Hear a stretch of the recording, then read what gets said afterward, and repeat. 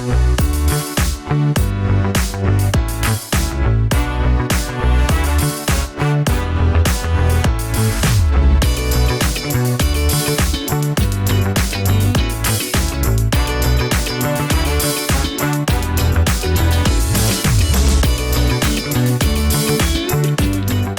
Kirt. Hi. How are you? I'm good. I'm good. Happy 1 month podiversary. Thanks. Happy podiversary to you too. Thank you. And a podiversary to you. Yes, you good sir. Yeah, so we've been doing this for over a month now. Mm-hmm. So far, haven't missed a week. Right. Knock on wood. Even though things have gone wrong, we haven't missed a week. Yep. And we launched our Patreon. Yeah. Look, we're just trucking along, man. Bit by bit, we keep adding things into our schedule. Yes. How stupid is that? Yeah. Just it's like piling it on until eventually one of us is like, oh my God. Yeah. You know what was also great is we started all of this right before the major holiday seasons. Yeah. Because why do things on easy mode? Let's just sprint into it. Yeah. Right. I mean, was our plan to actually do this much earlier? Twas. Yeah. Mm-hmm. Twas. Yeah, it was. But this is when it's happening. Yeah. Well, I think we both suffer from wanting everything to be exact and perfect, and we're both pretty guilty about that. So when we finally got over that, it was September. We're like, oh, wait. We'll do it now. So, yeah, and if you are listening to this episode on the day it comes out, we are also releasing our very first audiobook. Yeah, which is my audiobook, so it's extra special. I'm a little biased. I'm very excited about it. Yes. So that should be. Should be. We'll see how this goes. Yes. Dear readers, please be kind if there are difficulties, because there may be. If all goes as planned, it will be available to our Patreon subscribers right away. Right. At the Dear Listener level, and then it will also be available in our online store at hoofandfangpodcast.com. Yes. Yeah, we're still building the store, so we don't have a link we can sling at you just yet, like on air. But by the time this airs, you can go snag it right now if you're not one of our Patreon people, just through our website. Yes, absolutely. And like, just as a rule of thumb, if we're like, hey, this thing is happening and we don't give specifics, always a good idea to go check the website. Yeah. Because that really should be like the central hub for all the stuff we do. So you should be able to find a link to the thing you want from our website at any given point in time. Yeah. So, yeah. So, how's work? Work is dumb. And busy. We're slowly creeping into it being like manageable bullshit, into me just shutting everyone down. Like this past day, like when we're recording this podcast, I've had just the day from hell, like people coming at me last minute things. And I finally just had to be like, I'm done for the day, and just went on like away and just try to go heads down, because I'm juggling all of that nonsense, and I'm still like proofing the audio for the audiobook right now. So I'm like trying to do both things. So I have my day structured really strict. So I'm like, at this time I'm working on like our things. And so when people are like, hey, like last minute thing, I'm like, no, talk to me tomorrow. Like I'm dead to you, basically. Right.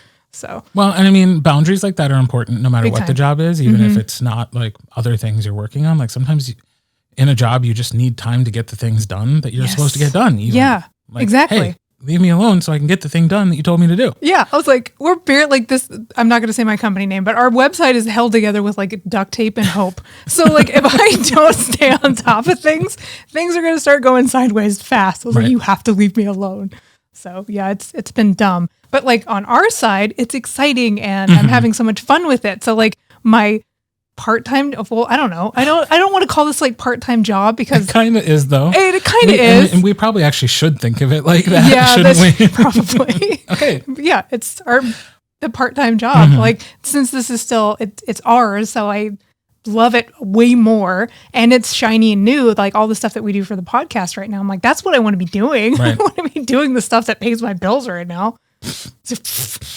Right. So, yeah. Cut to a year from now when this is what we do full time, and we're like, boy, I wish we could be doing the other things we like. Yeah. Well, I miss that office work. Yeah, right. Or we'll probably have like another side hustle that we started, knowing us. So we'll be like, oh, now we're making posters or something weird or something. Who knows? That seems strangely prophetic. No. Did I just speak it into the universe? Gosh, no.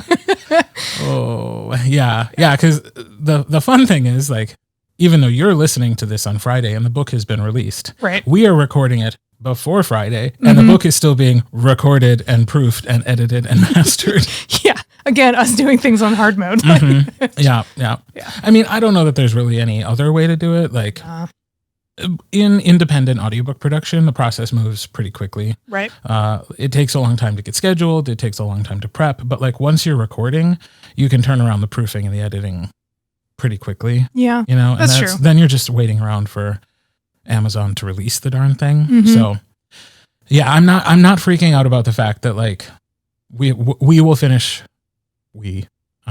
recording like very near the actual like release day, because I know we have the systems and processes in place to be able to turn it around, get what we need to get done, right? And then it can just go live, on our site to our people, and be like, no, here it is, it's done, boom, So it's a pretty seamless thing. That's like you've got your process locked in place, and since I've done proofing before, I kind of know like my cadence and how long it takes, so it's not too bad. So it doesn't feel nearly as frantic as it could be. Like I think the first time I proofed for you, I was like freaking out. Right. But yeah, this one I'm like inside track, people. If I've ever told you about my proofer, sometimes it was Maz. Yeah, sometimes it was me, and it's me like, doing my best or researching things and all that good stuff. But this one, again, since it's my own stuff, it's also kind of fun because I get to hear it as like you narrating it, which is always just a freaking delight for me. So like I always have such a good time with it. So I'm sitting there like listening to the story that I wrote, but you're reading it to me and I'm laughing like I've never heard this shit before. So that's good. Yeah, it's really fun. Yeah. So I know people will really like it. So I'm like, I'll get it done. It's a very fun book. Like that's what I was thinking about today. I was like, because of the scene that I recorded today, especially that you know about. Yeah. I was like, this woman is batshit crazy. And like, just like the plot and the things that happen and the scenes that take place sometimes in these books are just so stupid. Yeah, I know, it's fun. With like 3 O's. Stupid. And I love it. Yeah. It's just like, it's pure. It's not pure delight and fun because there's also stakes. There's emotions and, people have the butterflies and they fall in love and the hard eyes and all of it. Right. But it is surrounded by just so much insanity that somehow still makes perfect sense in the world of the book the world that you have created inside this book. Well, good. I'm glad it's at least fun to like read too. Cause I try to keep that in mind when I'm like typing stuff. Like I've gotten in my brain now because I always am optimistic that it's going to be an audiobook, that I try to describe people's voices more or like talk about their tones and stuff. Cause I remember when I first started proofing for you, that was like something you said in passing where it was like, why can't they just say they have this accent in the book? So I know that kind of stuff. So I'm like, I should make sure to say his voice is like this or whatever. Yeah. Or say he has it or he doesn't, especially when somebody's from a specific place, then it's always like, okay, but when did they get to the US? How old were they? How much of an accent would they had? And inevitably it leads to like my least favorite instruction ever, which is they have a slight accent. What is that? What's a slight accent? Right. Like, you either have it or you don't. It's either an accented voice or it's not. And the slight. That would be tough to do, I would imagine. And when you try to do it, people get mad because they're like, this isn't a real accent. And it's like, no, you're right. It's a heavily altered accent because I was instructed to make it slight. Yeah. Like almost unnoticeable. Right. But also for it to be there. So it's more like an affectation more than it is an accent. Yeah. Audiobook listeners don't like that from what I remember of reviews. That makes sense. They don't care for the slight affectation. They either want an accent or no accent. They want it to make sense. I totally get that. Yeah, that makes sense. I guess I never really thought, like, because I think of things as Paige. So I'm like, it's like in my brain, he has like just a kiss of an accent. I'm like, well, to your point, how the hell do you do that? Mean? Yeah, exactly. A downplayed accent, I guess. But yeah. Right. Commit. We should commit. Which, of course, is something that happens in real life. Like somebody will get to a country, they will have a pronounced accent, and then over time they will get better at the language and the accent will soften. Right. That all makes sense in the real world. Yeah. We're not talking about the real world. No. We're talking about an audiobook that has to make sense to a listener who's not watching the words go by on a page. So rant over. Yeah, well, that's a good one. Like, this is informative, like things I have learned just from working with you of like things that are annoying or hard to pull off or just something that hits the ear wrong between the, you know, the page and the ear. So. Speaking of annoying, dinosaur names. I'm not going to lie. They can be kind of fucking tricky. I know. Do you know in one sentence you put like 4 different dinosaur names? Well, that sounds like me. Like, do you know what that means for me? A lot of you going, oh. That means I have to go listen to all 4 of them and remember them long enough to say them all in one sentence. Yeah. So I'm sitting in my booth like an asshole, like listening to these names repeated again and again and again. And sometimes I have to find the right clip because sometimes like you find clips of people saying them and they're not consistent. Right. So you have to go through like 7 to see the one that was most popular. And then you're like, wait, which one was most popular? And you go back and you listen to all 7 again and you're like, okay, this is how I say that. You tab over and go, I've lost every memory of this dinosaur name. I don't know what, like, Dimetrodon, or is it Dimetrodon, or is it Dimetrodon, or is it Dimetrodon? Yeah. There is no consensus. Nope. It's tomato. Yeah. So nobody come after me for saying that wrong in the book because I did my research. And it was annoying. Yeah. Because nobody agrees on how to say that word. No, well, and there's a wonderful TikTok of this lady who's English, and she was talking about how she grew up with Diplodocus, but we call it Diplodocus. So she was like, what? Yes. Yeah. You have to also find an American person saying it, because if you listen to a British voice say it, they will almost always have a different inflection. Yeah, 100%. And these characters are all American. Yeah, they grew up. The story takes place here. Yeah, right? Yeah, exactly. Yeah. So, you bitch. I'm sorry. It's especially funny because people know that I love dinosaurs, so they like quiz me about shit, and I'm like, I don't remember how to pronounce that. I don't use this word in every day. Or they'll be like, what does this dinosaur? I'm like, I don't fucking know. Like, well, it's fine. It's a part of the job. But like, when like literally there was one where it was 4 terms in a row, and I was like, you're allowed to be mad at that. It's frustrating. Because they're like walking through a museum and it's like, that and that and that and that. And I was like, God damn it. Dude, I was like, I have to remember all 4. Like, because you can't split a sentence up and make it sound good. No.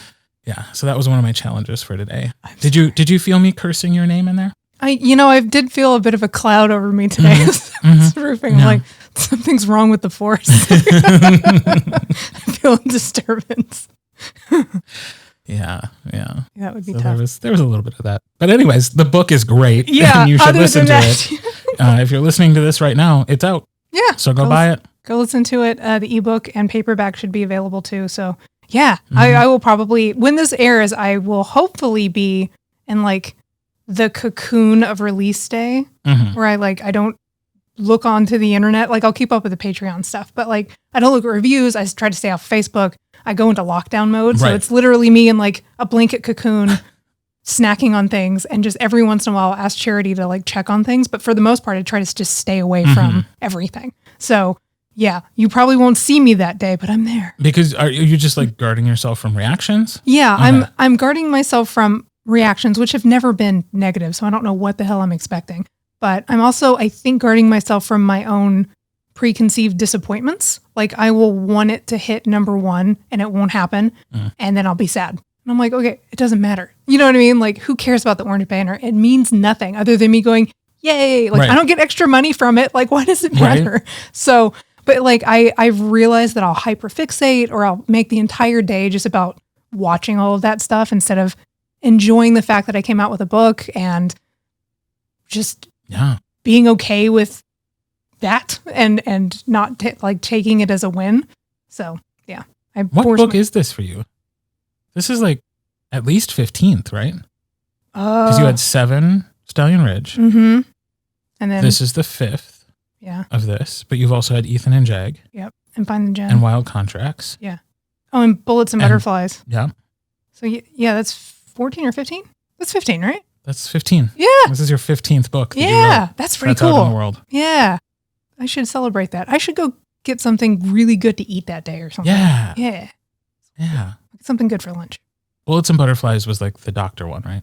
Yeah. Okay. Yeah. Just making sure. I was like, wait, there was that other one that was part of like the larger. Yeah. The shared universe thing. thing. Yeah. That one. Okay. So yeah. Book number 15. You really should. I hope that right now, as people are listening to this, you are out enjoying something delicious. Yeah, to celebrate. That's my goal. That's huge. My goal. Yeah. That's amazing. I'm going to take it as a win. I'm going to be proud of myself for that. Good. Instead of being like, oh, it's only 15. I'm like, no, 15. That's awesome. That is 15 more books than most people write. That's true. In their entire lives. Yeah.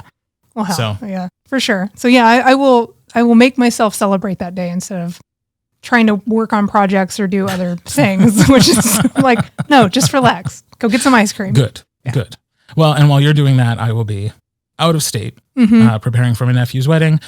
So all of that is to say, dear readers and listeners, if something does go wrong on Friday, please be patient with us. Yeah. It is the very first time we are releasing an audiobook through these new platforms. We don't know what nonsense might come up. Right. And we are both dealing with other things that day. Like, it is a book release day for Maz. Right. I am away at a family function. Yeah. So we will resolve things just as quickly as we possibly can. Yeah. If issues arise, I am hoping that by stating this out loud and putting it into the universe, I am somehow like this vigilance will stop it from happening. Right. Yeah. And everything will go smoothly because I anticipated it not going smoothly. Yeah. That's how my brain works. Hey, I'm right there with you. I'm like, if I can get ahead of it and anticipate it being a disaster, then I'm not shocked when it happens, or I'm delighted when it doesn't. Are you ever really delighted though? I'm never delighted. When I'm just like, the vigilance worked. Yeah. I better keep doing that. Yeah. I'll keep like obsessing over it. Yeah. Yeah. Well, I guess delighted is not the right word. I'm relieved. Yeah. Like, okay, it happened. Yeah. So yeah. I would like to talk a little bit more about the audiobook publishing part of what we're doing.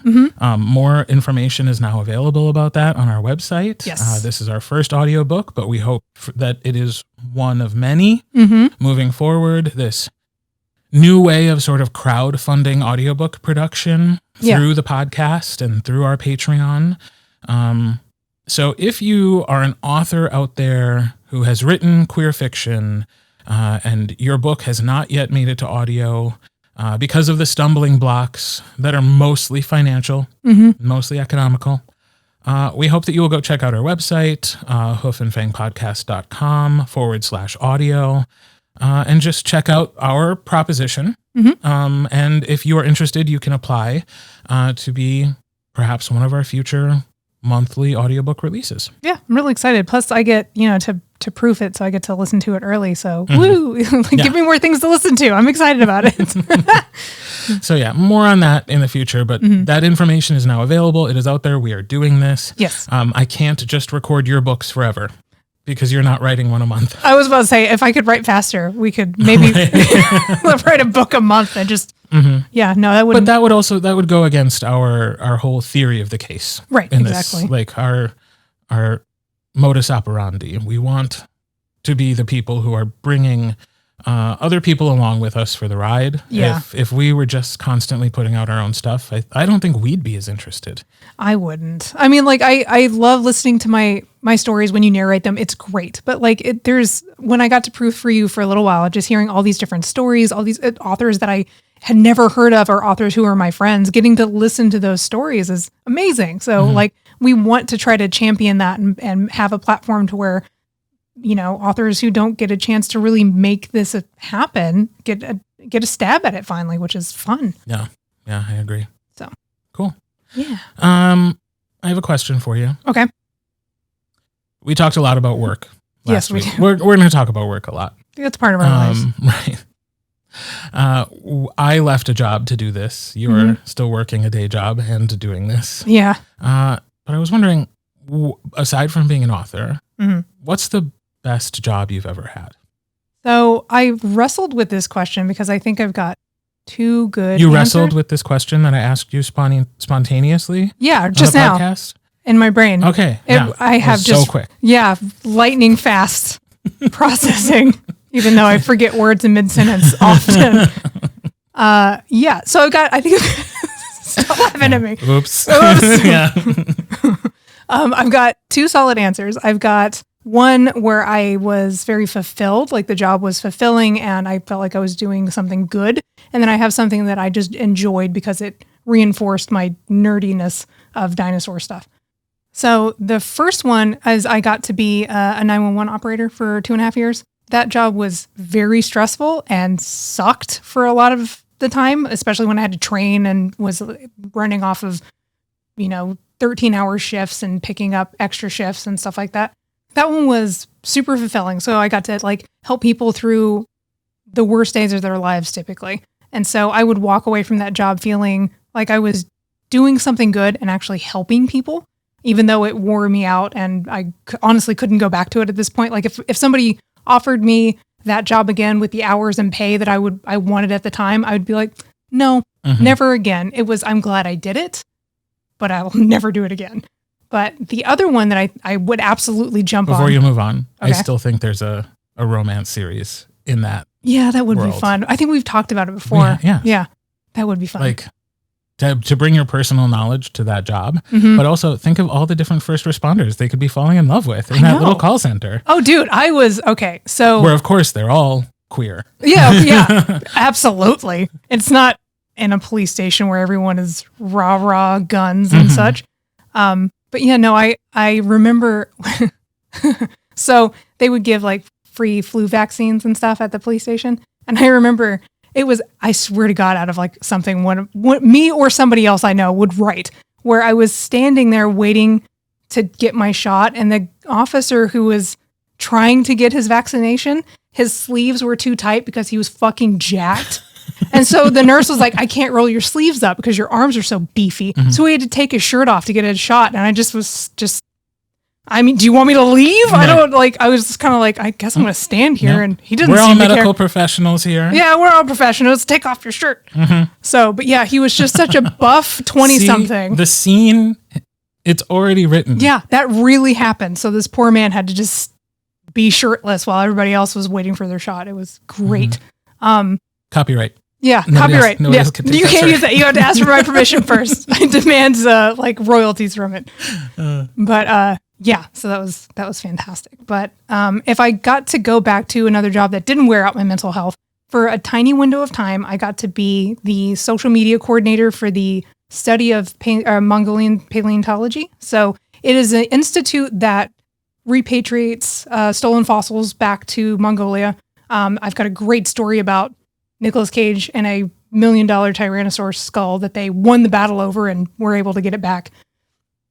But I got to basically run their Twitter for a little while, and it was totally unpaid. I did it just because I wanted to. And it was being able to connect with other science communicators and like museum coordinators and stuff. And it was just so fun. And they took me to SVP, which is the Society of Vertebrate Paleontology conference that they do every year. Sure. Yeah. And yeah, I got to go for free because I was like part of their press people. So I got to be at their booth and like schmooze with all these paleontologists that I know, nobody else did. Like I got to meet Jack Horner. That's cool. You don't know who that is. I do. And I freaked out. So I got to like rub elbows with people who were in the field working on new cool classifications of stuff. I got to listen to all these presentations of people's work that they've been doing over the past few years before it goes into like, before it's peer reviewed and stuff. So this is like raw data and shit.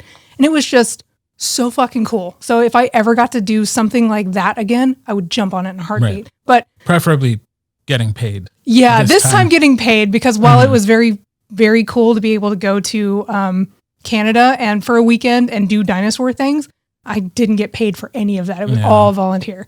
But yeah, it was so fun. I loved it. That sounds amazing. Yeah, it was really cool. I got to do it for just under a year, and then I got a new job. The hours were goofy, and they decided to go in a different direction kind of thing. So I had to say like, okay, never mind. But yeah, it was great.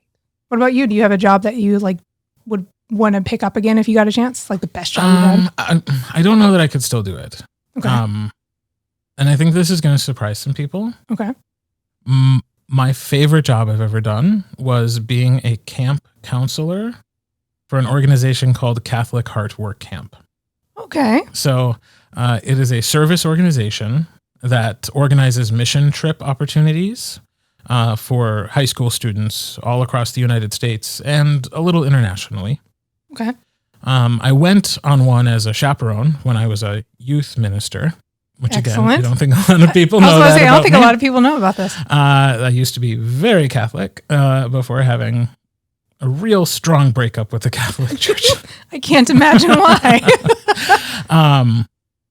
But I loved the mission trip. And so I applied to be on staff the next year and was lucky enough to get selected. And I worked over 2 summers for this organization.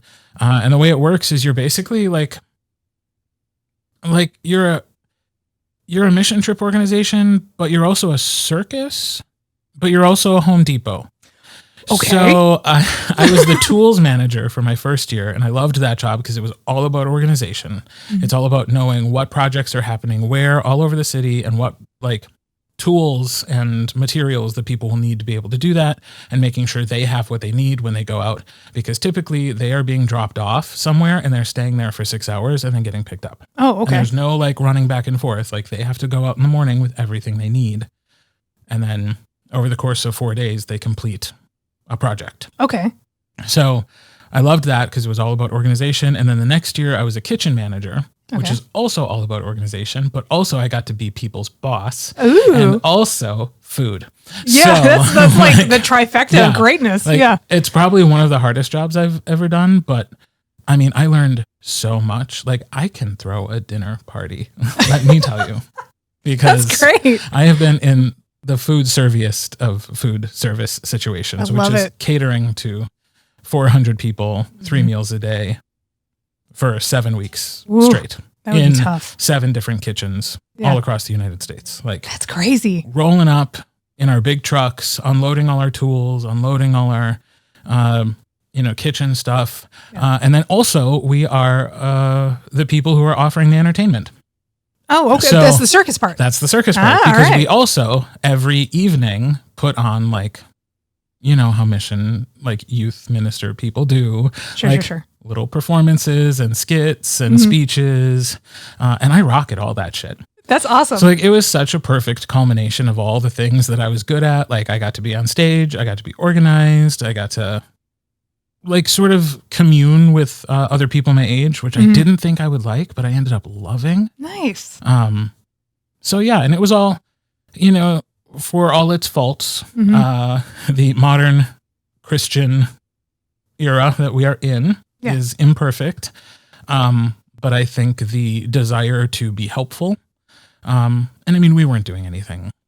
It's not like we were building houses in Honduras or anything. We were like going and helping like senior citizens in the community who like couldn't do a home project by themselves. That's awesome. And so through the local church, we found people who just needed help with stuff. Yeah.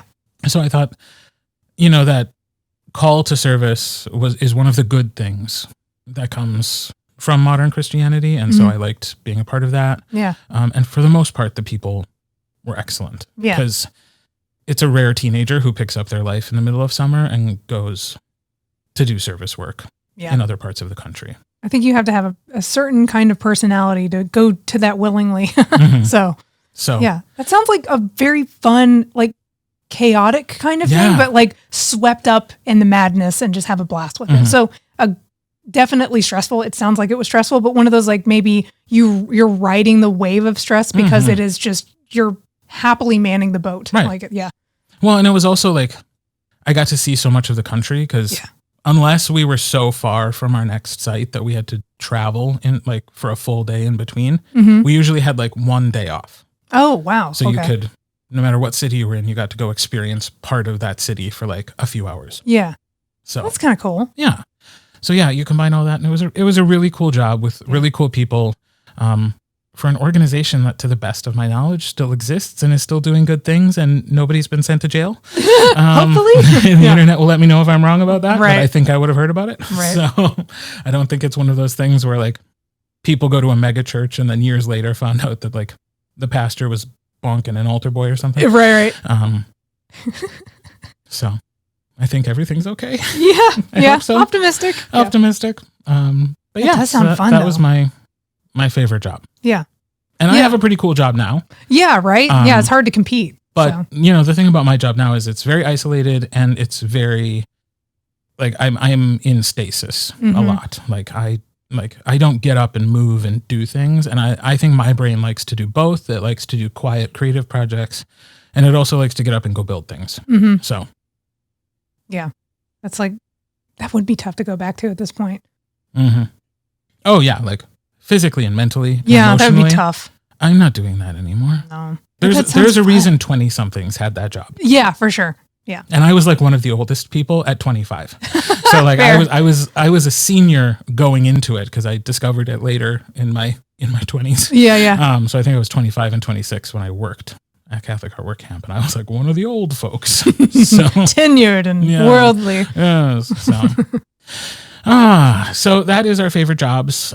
We'd love to hear from our listeners what some of their favorite jobs have been throughout their life.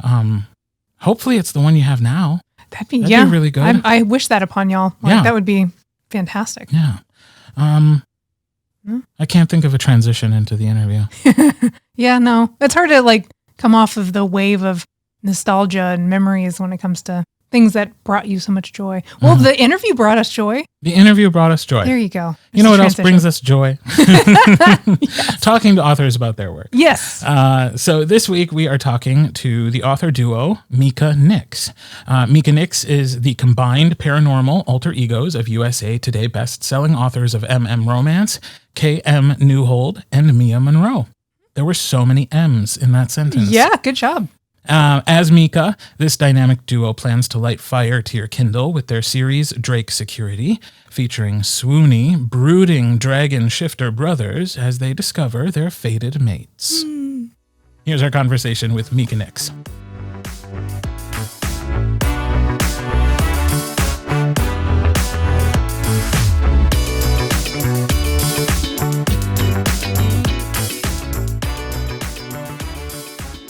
Joining us today, we have the author duo known as Mika Nix. Welcome to the podcast, Mia and Kylene.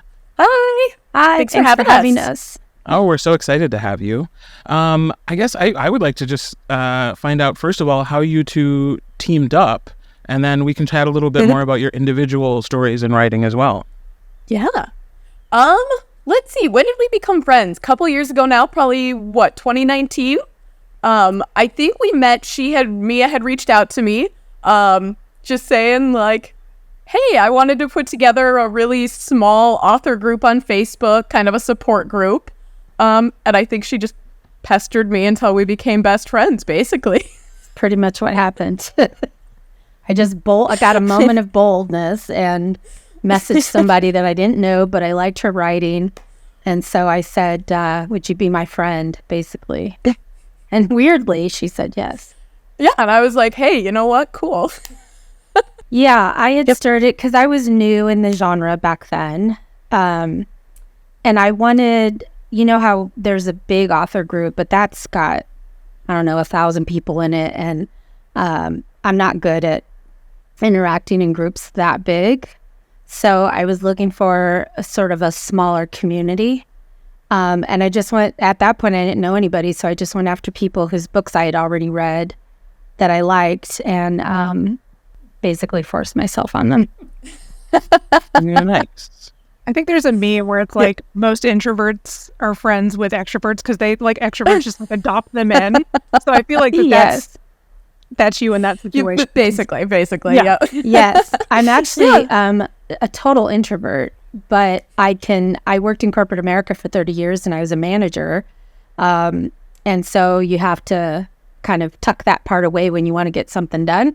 And I wanted to get something done. So I just went out there and started private messaging people like, hi, you don't know me, but I'm not weird mostly.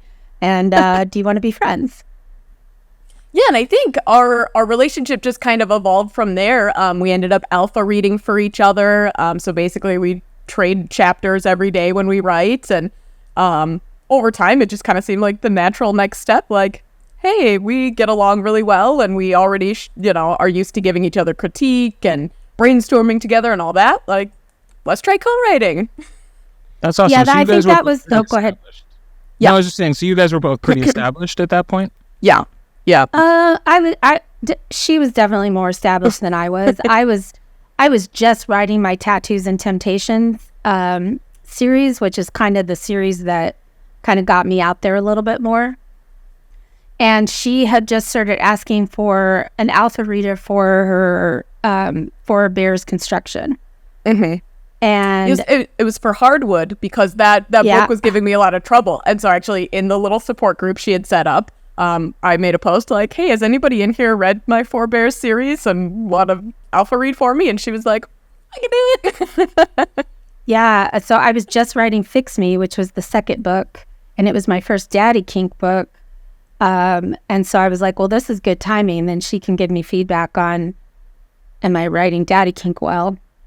And then from that point, I think is where our friendship really blossomed more than just kind of friendly acquaintances on Facebook. Mm-hmm. Yeah. Well, once you start critiquing each other's work, you're either going to become best friends or worst enemies.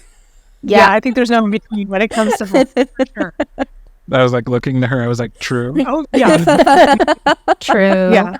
I've got a dear friend of mine. She's not an author. She's just my alpha reader. And she has learned the recipe of being able to tell me what's wrong to where I don't just shut down. So she's always like, I love you. This is great. This is all wrong. Love you. Like, I love you sandwich. I love you sandwich. Yeah. Like, I notice whenever I'm giving critique, I always have to like reread my message before I send it because it's always a lot of hedging words where I'll be like, maybe just a little bit, and I love it, but like kind of I sort of noticed that you were doing this just a little, not a lot though, but you could maybe change it.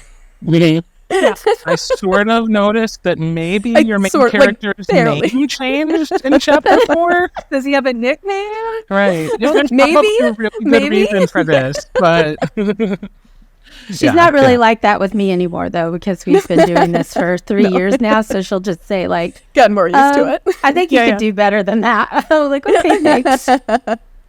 I'll go back. But like, girl, that was not your best chapter. That wasn't your best. Do it again. I think you need a little more heat. I think you were telling a little too much. I'm like, okay, I think. Yeah. Have you grown to appreciate that though? Oh, I don't think I could write a book anymore without Kylene. I think it would be very difficult for me to write without that feedback because also too, which I think is an underrepresented benefit of alpha reading is, especially when the other person is a strong writer, is that I think it makes me rise up to her standard, which pushes me to be better. That's definitely happened in the co-writing process. Cause I'm like, well, shit, how high can you put this damn bar for me to jump over? I'm short. I'm only 5 feet tall. You know, this is hard. But at the same time, it's such an awesome challenge, right? Like, because you don't want readers to be jolted or jarred between POVs, right? So I have to kind of sit down and go, okay, this is what she did last time, damn it. So I gotta try and summon that in me and then carry that over into my independent work too. So I don't love it when she says, yeah, not the best chapter, but at the same time, I'd way rather hear it from Kylene than from readers, right? Yeah. So so true. Definitely better than seeing those 1-star reviews. Yeah. What the fuck is this? Yeah. No. I'd way rather hear it from Kylene and push myself during the process than later. Cool. So let's back up a little bit and learn, like, how did you as individuals get started in writing? So I've pretty much been writing just as a hobby my whole life. Thanks to my lovely ADHD brain. Just like always been a daydreamer. And so I learned really quickly as a child that daydreams are even more fun when you write them down and create whole worlds around them. But as far as getting into publishing, I was actually getting ready to graduate college and kind of quickly realized that every job I was applying for, I was going to be making the same or less money as I was making before I was $50,000 in debt. And that was just a really bleak feeling. And so I was just kind of in this like really low, difficult place. And I was writing a lot to kind of just escape that, you know? So I was just writing stories all the time, you know, all these stories saved that I hadn't really thought about sharing before. But the thought just kind of came into my head like, hey, it's something to do other than sit here and wallow and feel bad for myself. So I'm just going to publish and see what happens for fun, basically. Did not expect it to become a career. Definitely just wanted kind of that escapism of something else to focus on. But now here we are, 7-8 years later. So can't complain. It was a good move. Cool. How about you, Mia? Yes. I would say it's similar in as far as the beginning is concerned. I've been a doodler of stories.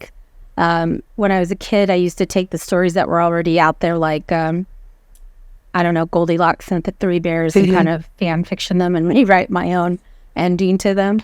But I never took it really seriously either, because I'm very rejection sensitive, and so I never intended to seek out agents or publishers. And then the game sort of changed back in 2010, 2011 timeframe, right? And I won't name the book that kind of reignited the self-publishing world. I think we all know what it is, but I read that and thought, well, I could do that, So I did. So I was MF Publishing for 7 years before a friend begged me to read a book by N.R. Walker. And she said, you're missing out if you haven't read gay romance. And I was like, okay, I'm always down for a book recommendation. And so I read it in like an hour and a half. I don't know how fast I gobbled up that book, but I was like, oh, I have definitely been missing out on this world.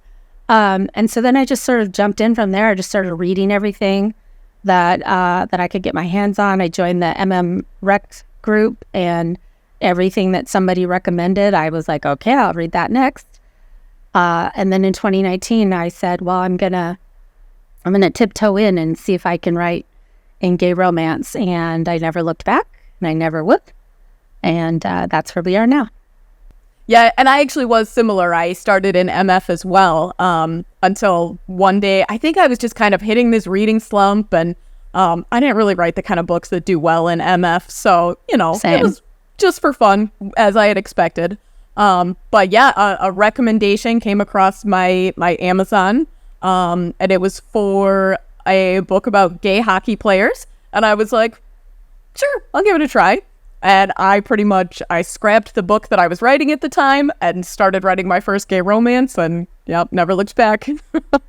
So let's just jump right into it. So the question I had when I was just entering this genre, and that I still get from people all the time, is like, why does male romance appeal to women the way that it does?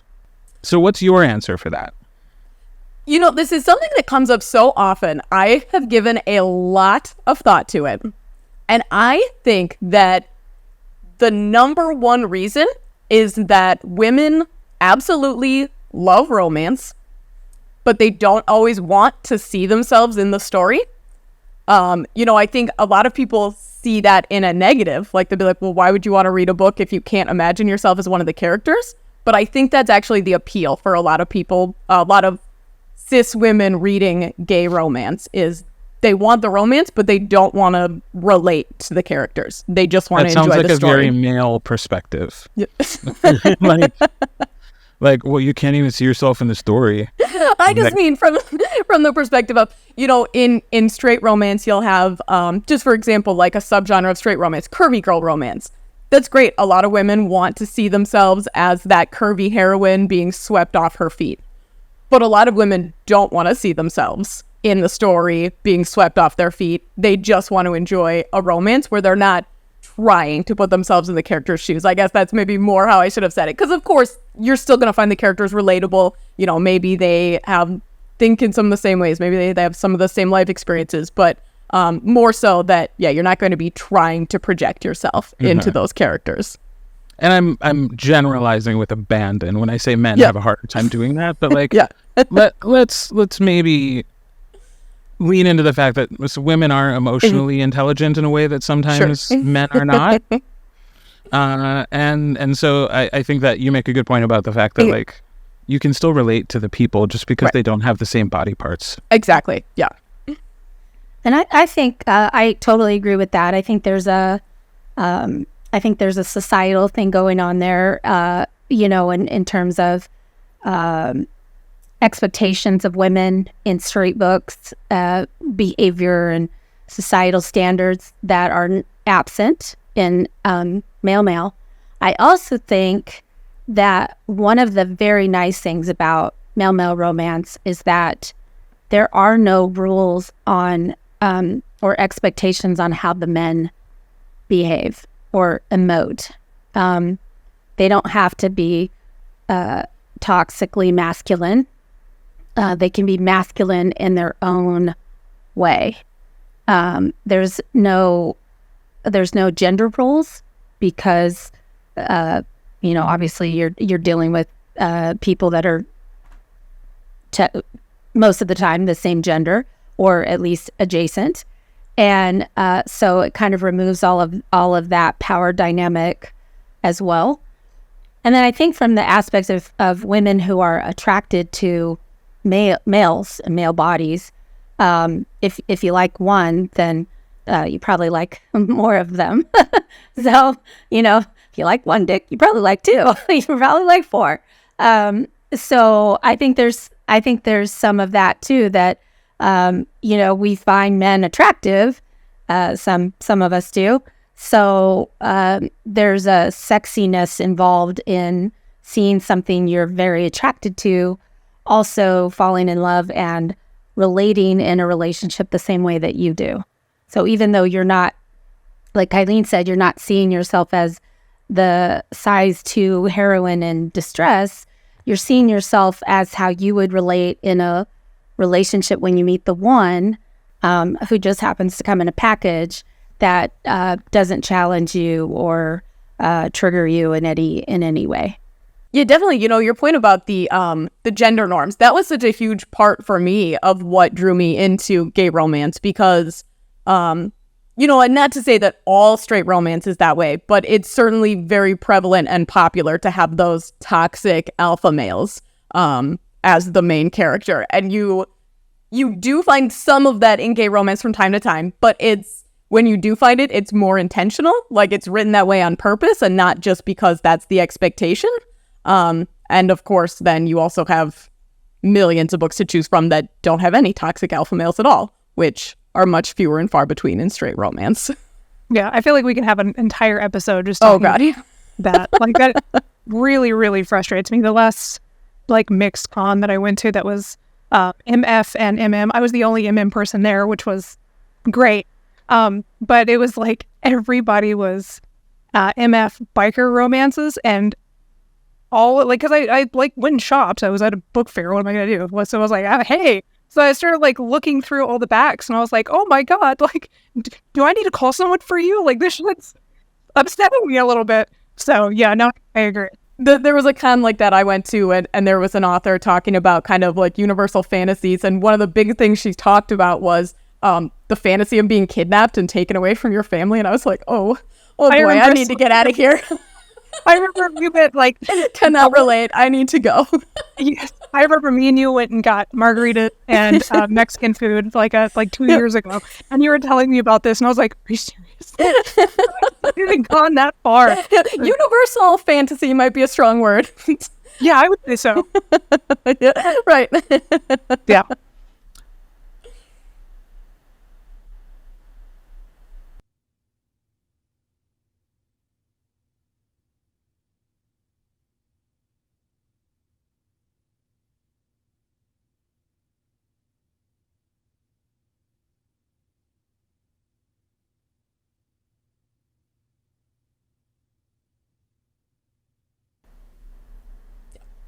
Yeah. Oh, for sure. Yeah. Yeah. Yeah.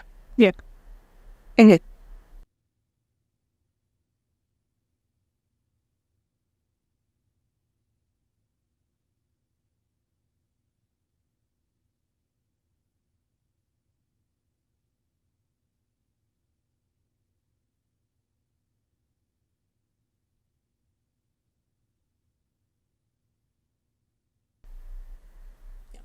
Yeah, definitely. That's exactly when I had said that I felt like I didn't write the kinds of men that were popular in straight romance.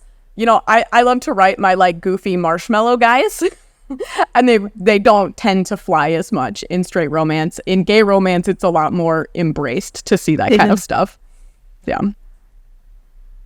You're not alone in that experience. I've I've been asked to narrate a few books that are in the MF world. And first of all, I will say, and again, just my experience, and it's anecdotal evidence, but like almost every time I get approached with a book that is a male-female romance, the first thing that I'm struck by is that like the writing isn't great. So I'm generalizing wildly, but like my experience having come up in the world of male romance is that I was spoiled. Yeah. And like, There's I don't know what it is about. authors. I don't know what it is about this community. If it's just that you guys all help each other, or that you share resources, or if you're all just pushing each other to be better. But like the quality of writing, like I haven't been asked to do a male romance that's as bad as most of the male-female romances that people approach me with. So sorry to anybody who's listening to this podcast who knows that I read their book and I said no, because it might have been that. I think that's an interesting scenario because, one, I do think that there is a higher level of expectation of gay romance authors. And I think it's because of the OGs, like N.R. Walker. You know, I think it's people that, you know, set the bar high for the rest of us coming into it.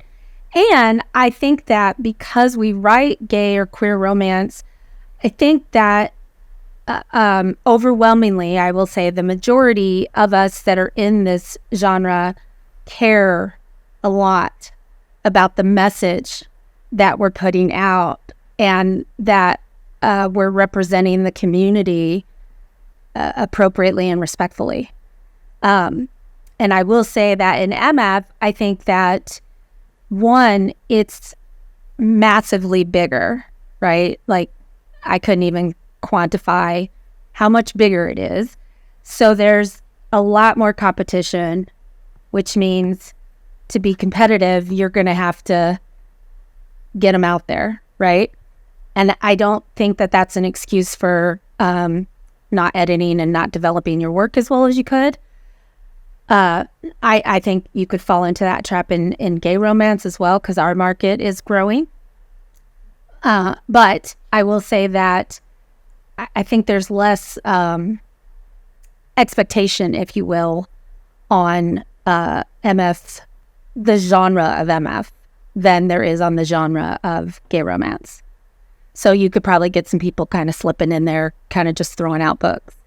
And I'm sure it happens in our genre too. It's just that the readers here won't lift that book up, right? So they may grab it and read it and go, no, and it won't get recommended. It won't get pushed to the cream, the top of the barrel. You're not going to have a gay 50 Shades of Grey making millions of dollars. Let's put it that way.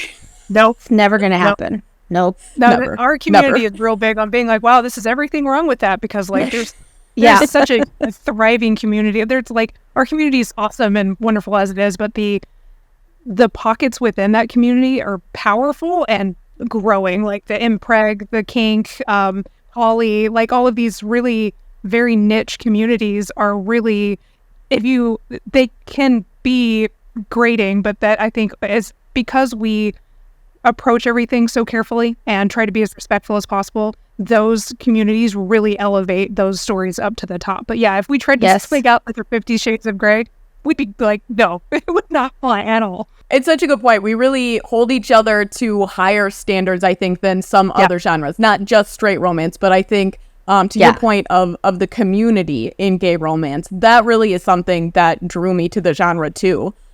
Just how tight-knit it is, and how we lift each other up and point out each other's shortcomings, For example, when as a community, we all made that huge push to stop using the word clean when you're talking about HIV positive or not. And that's something now you almost never see it in books in gay romance. And when you do, you know that it's either probably not a gay romance author or probably a very, very new author. Or an old book. So or a very, very old book. It's just small things like that I think as a community we really come together on to kind of raise the standard of the genre. I agree with that too. I know when I first came over, it was just when we were transitioning from using the phrase gay for you. And now we use bisexual awakening, right? We don't use gay for you because, queer people spoke up and said, hey, could you not? And we listened. I think that, to your point, Maz, too, like, there's certain communities that sort of are adjacent to the queer community, like kinksters and BDSMers and polyamory people. And so they kind of end up in this community as well. And they'll speak up. And I think one of the reasons that they do is because we're listening. And I think that's something we can be really proud of as a genre, is that we hear what they're saying, and we take steps to honor that as a whole community. To that point, since it's my podcast and I can throw down if I want to, I still think there are times when, even though we've changed the language to Bisexual Awakening, people are still writing gay for you. Yeah. And just throwing that out there as a challenge to any author who is approaching that trope, to just really make sure that it is a change in attitude and storytelling and not just a change in language. Yeah. Definitely. Absolutely. Yep. I happen to feel like Bisexual Awakening is my jam. It's what I like writing the most in contemporary stories.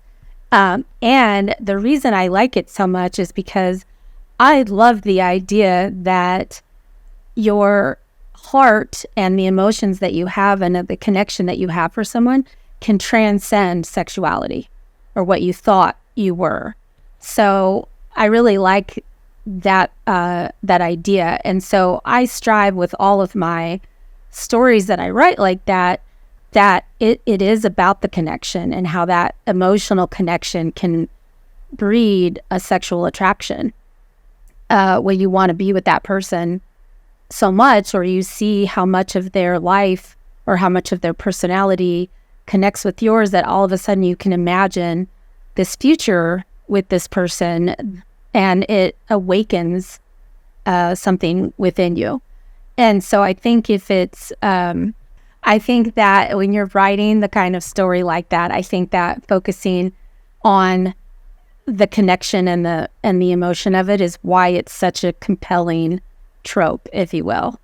And I believe it happens in real life, and that more people would experience it if they shed labels and expectations of themselves. Well, speaking of writing things that you love, what got you guys into paranormal romance? I have always been a shifter kind of girl. Actually, the first romance I ever read was it's Kelly Armstrong. It's MF. And I'm totally blanking on the series title, but basically it's like werewolves, and then as the series goes on, they mix in other supernatural beings. But the werewolves were my jam. Like, I was a werewolf girl from that moment on. And it's, we go more with wolf shifters now because you don't have the same rules, but it's something that I've always wanted to do, but just kind of got swept into contemporary, and then for a long time didn't feel like I had the time. It also takes a little bit of courage always to kind of try to genre hop a little bit. And so it was something that's been on my mind and been on my want to write list. And so after Mia made the switch to paranormal and we were talking about doing co-writing, I was like, well, if we're going to co-write, what a great chance for me to finally get to indulge my paranormal side.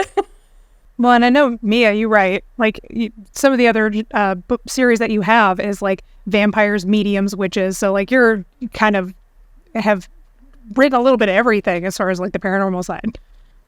Yes. So I was trying to not just write vampires, although I got to say that I just really like vampires. So, hard to beat. I mean, yeah, what's not to like about a sexy gay vampire, or a bisexual one in some cases? I'd prefer them bisexual, so I have a shot. But imagine living for eternity as any kind of monosexual. Come on, yeah, like not boring, unrealistic. 0 out of 5 stars. Boring. Do not recommend. Yeah. So I mean, at some point you're going to be like, let's try something else. Let's mix it up. Yeah, I am a fan of vampires, and I like witches. that have actual magic, outside of the realistic world that we presently occupy. So when I got the idea, it was, so I grew up in Massachusetts and I lived in Salem for a while. And it's weird to me that it took me so long to realize that I could do paranormal, but I think it's the same thing that I entered in contemporary and then I just kind of stayed there for a while. But in the back of my mind, like I'm a huge Interview with the Vampire fan, and I'm always attracted to anything, movie wise or book wise that's got some kind of element of magic or magical worlds or something like that. And then I read a book, and shameless plug for Lily Morton's On a Midnight Clear. It's not, I don't think it's paranormal. Maybe it's magical realism. I don't know. It's a statue that comes to life if you've never read it. Because of a fairy king's promise comes to life, and as they do. Yeah, as they do. It happens. And they fall in love, but they've got until like New Year's Eve or something to figure things out. But anyway, I was so swept up in this book, and I picked it up because the cover is just chef's kiss. And at the end of reading it, I just thought, man, I want to make somebody feel like Lily made me feel reading this book, and I want to get caught up in something and write it so well that people believe it exists, even though they can't see it or they've never experienced. So I'd really like to believe that somewhere, maybe in New Orleans, there are vampires walking around. Maybe. But you can't tell me mermaids don't exist. So, yeah, I finally just decided I was going to go in and give it a shot. And I really, really just love it. And so, when she brought up, when we decided to co-write again, she was like, what do you think about dragon shifters? And I was intimidated because I don't write shifters, and I was scared. But at the same time, I thought it sounded like a fun challenge. And the way we treat our co-writes is exactly that. We treat it as fun. And so I thought,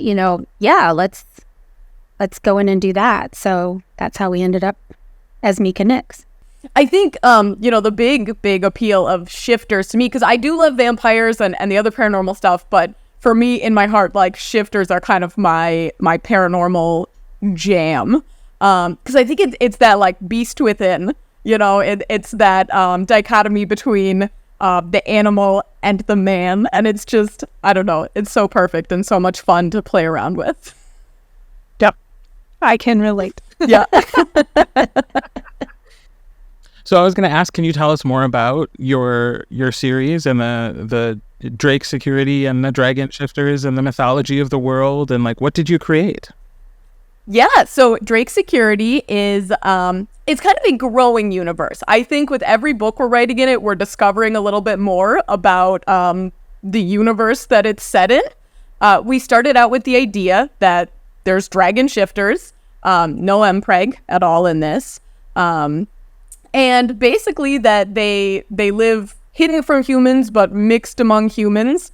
And we knew there was going to be other paranormal creatures in there, but we just sort of said, let's see how it goes as it goes. And just this idea of some really badass dragon security guards finding these fated mates who kind of bring out their softer side, I think. Yeah, definitely. We wanted to have... we wanted them to be in a position where their dragon skill set, if you will, would be useful. So obviously in any kind of, bodyguard or security situation, that's something that can come in handy. We wanted it to feel contemporary. So like Kylene said, they're just mixed amongst us. And you wouldn't know, unless you're also a paranormal creature, that any they are sexy not. Man you see on the street could be a dragon. Just remember that. Could be a dragon or a wolf or a vampire. Okay. So, and she's right. We do each book kind of introduce another supernatural character or creature that we have decided to blend into that world. And I guess we figure, like, if one supernatural creature exists, then probably more do, right? So, so far we have what? We have dragons, obviously. We have wolves. We have vampires. I think we've mentioned a fae. Yep, in Wildfire so far, that's what we're working on right now, the third book. I know that a gargoyle has come up. Definitely fae have come up. And there is a flirty little merman who shows up also in Wildfire. Yeah. Yeah, and it definitely, I think both of us really see this, our co-writing collaboration continuing on far beyond the Drake Security series. So every new creature that we mix in, I think we're both seeing it as, hey, this is a potential of something we could circle back to at another time. And just having fun kind of slowly building this world, creating a sandbox we can play in for a long time to come. Do you find it freeing or more difficult to write in a world that isn't simply just the contemporary world that we live in? Because you have to make up free a lot of you have to make up rules. Definitely free, because it's yeah, you could just be like, what do we want to do about this? What do you think? Oh, how about this? Like sometimes we'll jump on and chat with each other, but one of my favorite things about paranormal is the lube dilemma. Oh yeah, so condoms and lube, you never have to worry about it. You never have to deal with condoms and lube when you're dealing with supernatural characters. You can create whatever rule you want to exist. So I have vampires that self-lubricate, and they can't contract human diseases or infections. So of course, condoms why aren't would necessary. Yeah, because there's got to be some benefits to being immortal, right? So, for that's one thing that MF romance has on us, is that they don't always have to be concerned about lube, but we do. Mm-hmm. And so with in the paranormal world, we can just kind of make it work for us all the time. And so I think that's really fun. It's also a lot of fun. I've written 60 plus contemporary books. And I'm definitely an author who loves to write sex scenes, like absolutely loves it. Do not dread it. One of my favorite parts of the process. But of course, there's only so many ways that you can write people having sex, right? You try to find other ways to spice it up. And the fun thing about paranormal is there's even more fun ways you could spice it up. Like in Hothead, there is a scene where the dragon shifts his tongue to do a little bit of fun licking. Internal licking? Yeah. He rims him with his dragon tongue. Dragonlingus. Dragonlingus. And I just remember, like, I was sitting at my computer and the thought came to me, and I am positive this was my face. I was like, yes, this is what I'm doing. Like, I was just so excited. It's so much fun just to, like, be able to roll with any of those wild ideas that pop into your head, because you get to make up the rules. Yeah. And you get to make up the rules of the world, too. So even though it's a contemporary setting, in their little part of the world, it's not. So, we have dragons that go for an afternoon flight and go lay out in the sun and bask like a lizard, in their dragon form. And they can do that. So even though the world around them is contemporary and people are going to their jobs in the bank and all of that, their world has still kind of got this magical element to it. And the contrast, writing the contrast is really fun. In the first two books, the dragons fell in love with humans, and so seeing their world through the humans' eyes was really fun, because you don't want to give it away, obviously, right away. Plus, neither of them would even think for a second that dragons exist. I mean, that's not where your brain is going to go. Even when you see something that doesn't make sense, your brain doesn't go, "Gee, that looks like a dragon." It's going to go, "That was weird. Like, what is You're that?" like, where's that smoke coming from? Do you have a cigarette that I don't see? What's going on? And he's like, "What smoke?" Meanwhile, there's smoke. But, so it's really fun to play with that aspect of it too, versus two regular mortal guys in a contemporary situation has to be a little bit more, realistic. You're more focused on dialogue and things like that versus, puffing smoke accidentally out of your nose.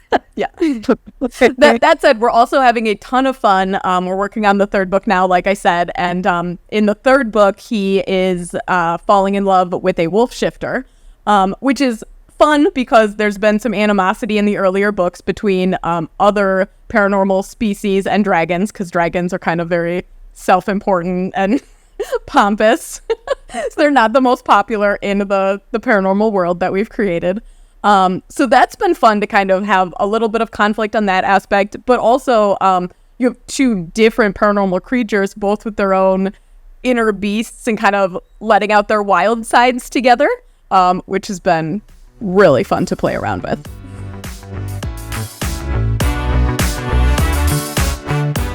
Thanks to Mia and Kylene for taking the time to chat with us. The third book in their Drake security series, Wildfire, came out in June, and it's available now in paperback or ebook. KM Neuhold's latest title, Daddy Cam, sounds interesting, came out September 1st, and the fifth book in her Big Bull Mechanics series drops in November. Subtle, KM. Subtle.